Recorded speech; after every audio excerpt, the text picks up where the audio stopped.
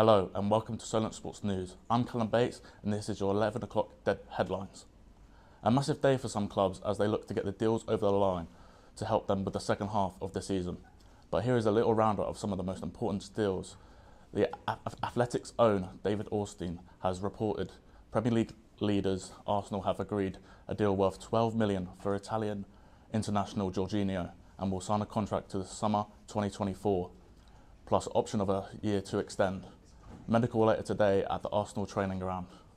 This shuts the door on the move for Brighton midfielder Moises Caicedo. It seems he's destined to stay at Brighton just for now though. Following the deal for Jorginho, there's been no breakthrough for the World Cup Young Player of the Year, Enzo Fernandez, following Chelsea's British record transfer bid. But Chelsea officials have now been sent to Portugal to strike a deal with Benfica. But Benfica's stance has been clear of 120 million euros or nothing. As of right now, Chelsea are willing to pay 120 million, but only in instalments. João Cancelo has now completed his move from Manchester City that will include an option to buy at the end of the season, where the fee will be £70 million. This move has occurred following a major bust-up with the Portuguese international and Manchester City manager Pep Guardiola after João Cancelo got subbed off in the Manchester derby defeat. It'll be interesting to see if Man City can go out and find a replacement. Saints boss Nathan Jones says his side will be aggressive and go for the win ahead of their semi-final second leg against Newcastle in the Carabao Cup.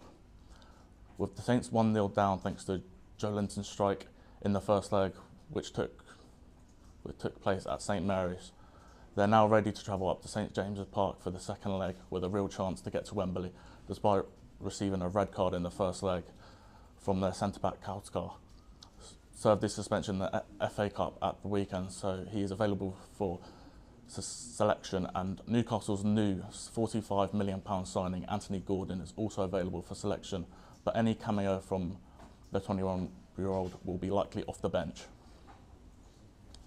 The FA Cup fixtures for the fifth round have now been drawn. There are now a few big teams crashing out.